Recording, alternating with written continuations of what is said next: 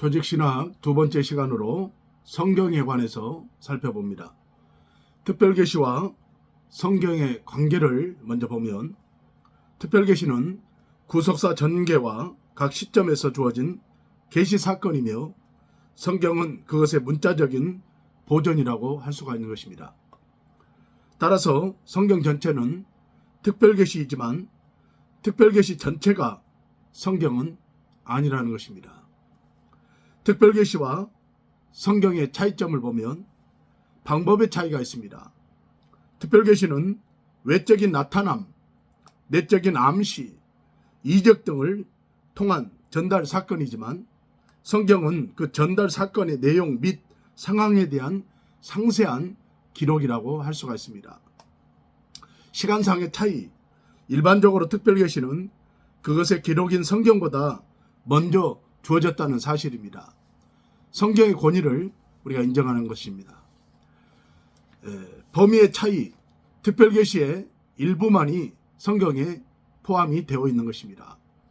특별계시와 성경의 같은 점을 보면, 성경은 특별계시의 종합적인 방법으로서 특별계시 내용의 수집이며, 양자, 공의, 인간의 심령을 새롭게 하는 역할을 하는 하나님의 뜻이 다 함축되어 있고 포함되어 있다고 할 수가 있습니다. 절대로 그래서 분리될 수가 없는 것입니다. 말씀으로서의 성경을 보면, 첫째는 말씀의 이해가 필요합니다. 성경이 하나님의 말씀이라고 말할 때 그 말은 네 가지 뜻을 동시에 가지고 있습니다. 첫째는 만물의 기원, 계시. 성경 말씀은 인간의 뜻이 개입되지 않은 하나님의 직접적인 계시인 것입니다. 말씀의 상태, 역동적인 생명. 성경 말씀은 단순한 이론이나 언어 행위가 아니라 살아있는 하나님의 말씀으로서 살아있는 능력이 있는 것입니다. 셋째, 말씀의 목적, 구원의 복음. 성경 말씀은 죄인을 구원하기 위한, 진리를 전달하기 위한, 즉 구원의 좋은 소식을 전파하기 위한 그러한 것이라 할 수가 있습니다. 말씀의 형식, 성문화. 물론 말씀의 출처는 오직 하나님 자신입니다. 여러 특별계시 사건에서 직접 말씀하신 것입니다. 성경은 그것을 성문화한 기록이라고 할 수가 있습니다. 그러나 이것은 간접적 계시가 결코 아닙니다. 왜냐하면 하나님이 성경 기록 자체에 영감으로 개입하셔서 성문화된 계시를 직접 주셨기 때문입니다. 따라서 성경 자체가 하나님의 말씀인 것입니다. 여기서 우리가 오해하지 말아야 되는 것은, 구속사 전체에서 현대적인 시점에서는 성경만이 유일한 하나님의 직접적인 말씀이기 때문에, 성경 이전 시대에는 본래의 말씀 계시와 그것의 성문화된 계시가 공존하였다는 것입니다.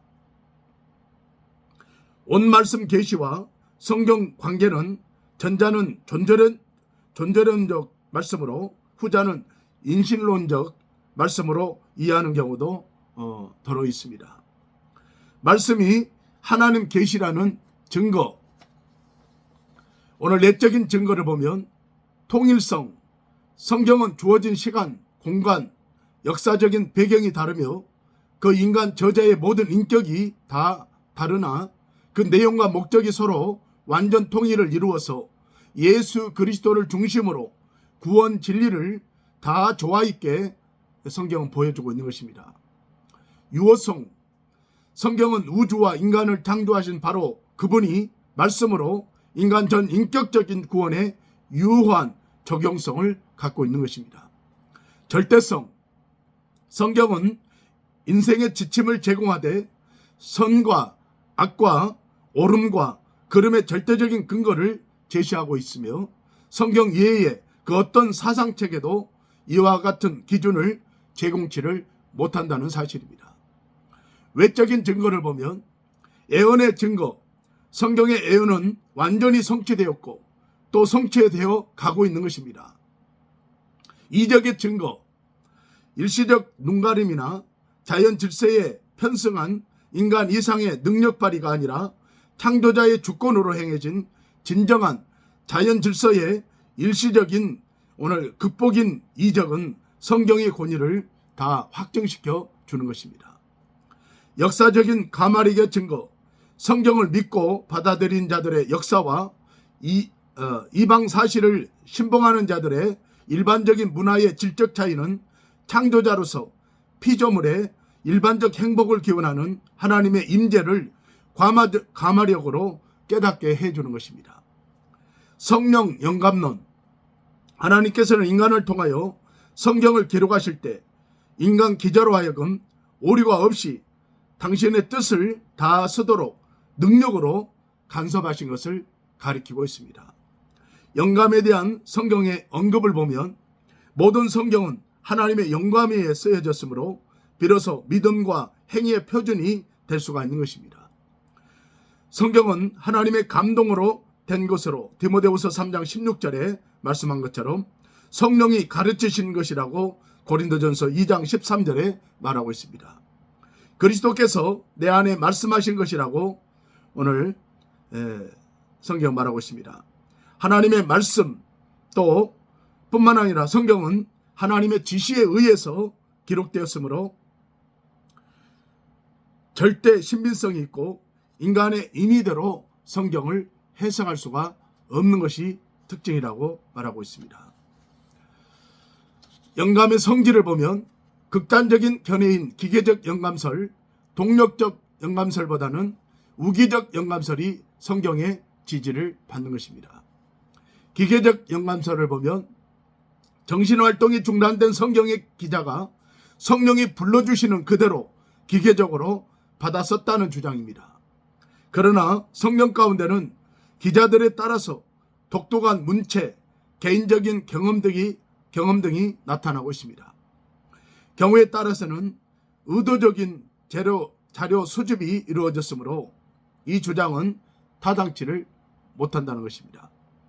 동력적 영감설, 하나님께서 성경 기자에 대하여 영감하셨으나 그것은 심적, 영적 활동에 대한 고무적인 그러한 것에 불과한 것입니다.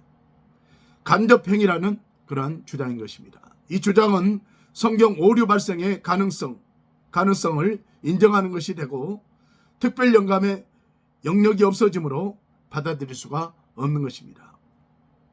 유기적 영감설, 성경 기자는 성령의 유기적 영감에 의해서 각 개인의 성격, 교육, 문체 등에 손상 없이 성경을 기록할 수가 있는 것입니다.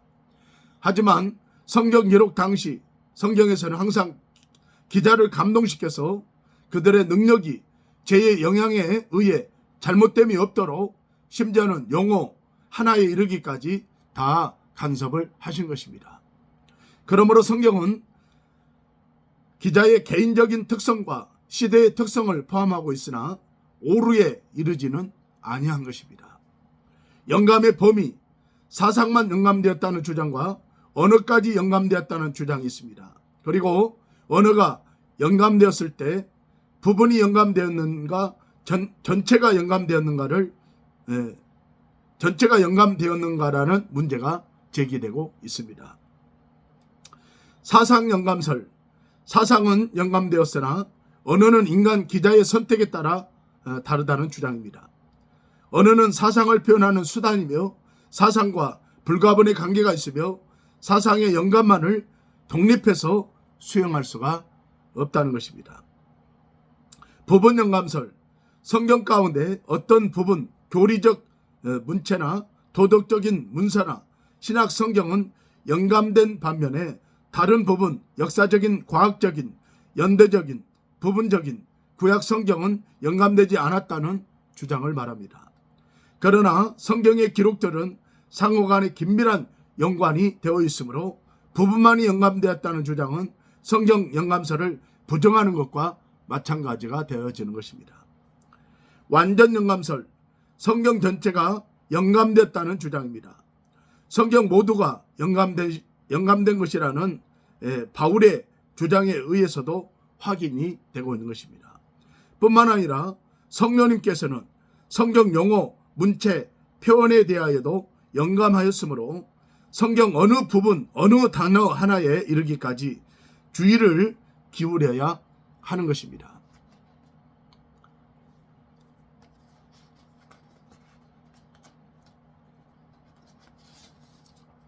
성경의 완전성을 보면 성경이 완전하지 않지만 성경에 기초를 둔 기독교는 부실한 집단이 될 수밖에 없습니다. 종교개혁자들은 가톨릭 교회의 잘못된 그런 사상들을 극복하며 이 교리를 굳건히 세우기 위하여 여러 가지 점들을 강조하였습니다. 성경의 권위성, 성경에는 하나님으로부터 부여받은 신적 권위가 있는 것입니다. 이 권위는 교회나 인간이 아니라 성경 자체에 의해서 증명이 되고 있습니다. 단지 인간은 이 권위를 인정하며 그 말씀에 절대적인 순종을 할 뿐인 것입니다. 필요성, 성경은 교회의 유용한 책으로 머무는 것이 아니라 인간에게 구원에 이르게 하는 은혜를 베푸는 방편으로 절대적으로 필요한 것입니다. 명료성, 성경 가운데는 인간이 이해하기 어려운 신비로움이 있는 것은 사실이지만 진실하게 구원을 갈망하는 자에게 필요한 구원의 지식은 명료하게 성경이 드러나고 있습니다.